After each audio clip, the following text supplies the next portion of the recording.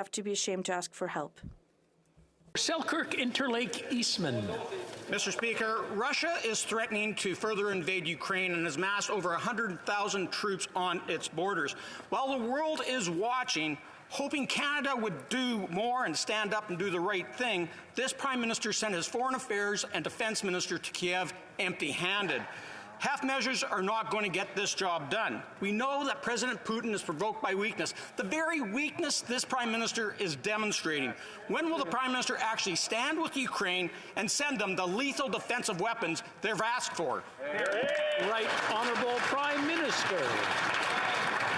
Mr. Speaker, I know the member for Selkirk Interlake has a strong Ukrainian community in his riding, and I'm glad he continues to stand with us for Ukraine. But I will highlight that if he had actually spoken with Ukrainian officials and leaders, he would know that their number one ask was for $120 million of sovereign loan for economic supports, which we delivered in days, and an extension of Operation Unifier to make sure that Ukrainians themselves have all the necessary training and abilities to defend their territory, as we know they will.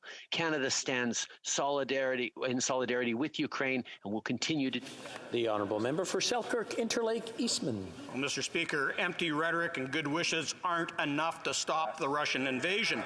The Prime Minister knows he's offside with our NATO allies. Poland, Latvia, Lithuania, Estonia, the United States, the United Kingdom have all provided lethal defensive weapons. Ukraine needs our support now before Russia invades, not after.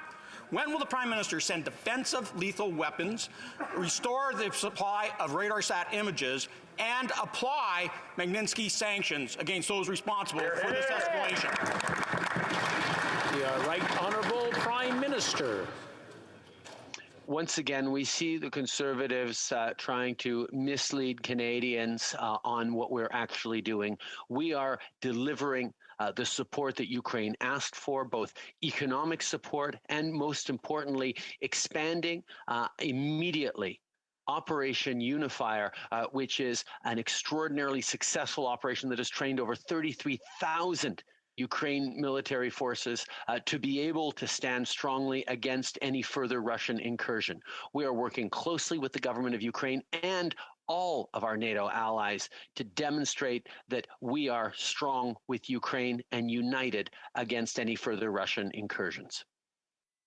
The Honourable Member for Selkirk Interlake Eastman. Well, the Prime Minister knows that an invasion is imminent, and he knows that sending soft aid isn't going to fix the situation.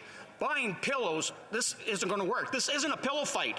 He knows that the non-essential diplomatic staff at our embassy in Kiev have been evacuated. He knows that our soldiers in Operation Unifier have all been moved west. Instead of standing by and watching Russia invade, will the Prime Minister finally do the right thing and give Ukraine the lethal weapons it desperately needs now? Not later, now.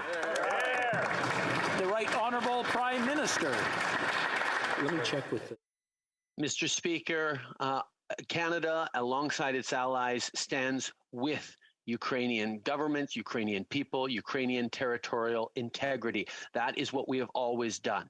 Every different country looks for the best ways it can help. And what Canada is continuing to do is something that is extraordinarily valuable to the Ukrainian people, which is Operation Unifier, which is direct training of tens of thousands of Ukraine military personnel to be able to defend their country. It has been the number one ask of President Zelensky and others, along with financial supports that we delivered in days. We will continue to do what is needed to de-escalate the situation and to